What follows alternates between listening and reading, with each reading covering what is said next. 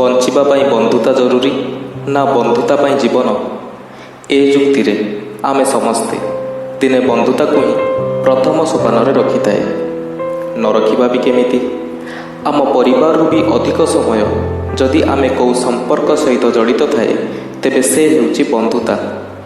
ମିଶିବା, ବସିବା, ହସିବାଠୁ ଆରମ୍ଭ କରି ମିଳିମିଶି ବସି ହସିବା, ରାଗିବା, ରୁଷିବା, ଏସବୁ ତ ବନ୍ଧୁତା ହିଁ ଶିଖେଇଛି। ଦରକାର ବେଳେ ସେମାନେ ସାଙ୍ଗରେ ଥାଆନ୍ତି, ସେଥିପାଇଁ ତ ଆମେ ସେମାନଙ୍କୁ ସାଙ୍ଗ କୁହନ୍ତି। ଯାହା ବାପା ମାଆଙ୍କ ଆଗରେ କହି ହୁଏନି, ଆମେ ସେମାନଙ୍କୁ କୁହନ୍ତି। ଲାଗେ ଯେମିତି ବାପା ମା' ଏ ଜୀବନ ଦେଇଛନ୍ତି, କିନ୍ତୁ ଜୀଇଁବା ଶିଖେଇଛି ବନ୍ଧୁତା। କିନ୍ତୁ ଏସବୁ ପରେ ବି ଆମେ ସବୁ ସମ୍ପର୍କକୁ ସବୁଦିନ ପାଇଁ ସାଇତି ରଖିପାରେନି। କିଛିରେ ମନ ଭରିଯାଏ, କିଛିରେ ମନ ଭରେନି। ତଥାପି ଆମକୁ ଜୀବନର ନିୟମ ମାନି ଚାଲିବାକୁ ହୁଏ। ଯେଉଁ ଅତୀତ ଆମକୁ ବାନ୍ଧି ରଖିବାକୁ ଚେଷ୍ଟା କରେ, ସେ ଅତୀତ ଅଭୁଲା ହେଲେ ବି ତାକୁ ଭୁଲିବାକୁ ହୁଏ। ହୁଏତ ଆମେ ହିଁ ଭୁଲିପାରେନି, ହୁଏତ ଆମେ ହିଁ ଚାଲିପାରେନି। ହୁଏତ ସେଥିପାଇଁ ଆମକୁ ଲାଗେ ଯେ ସେମାନେ ହିଁ ଆମକୁ ଛାଡ଼ି ଚାଲିଗଲେ, ସେମାନେ ହିଁ ଆମକୁ ଭୁଲିଗଲେ। ହେଲେ ଏଥିରେ ନା ତ ଭୁଲ ସେମାନଙ୍କର ଥାଏ ନା ଆମର।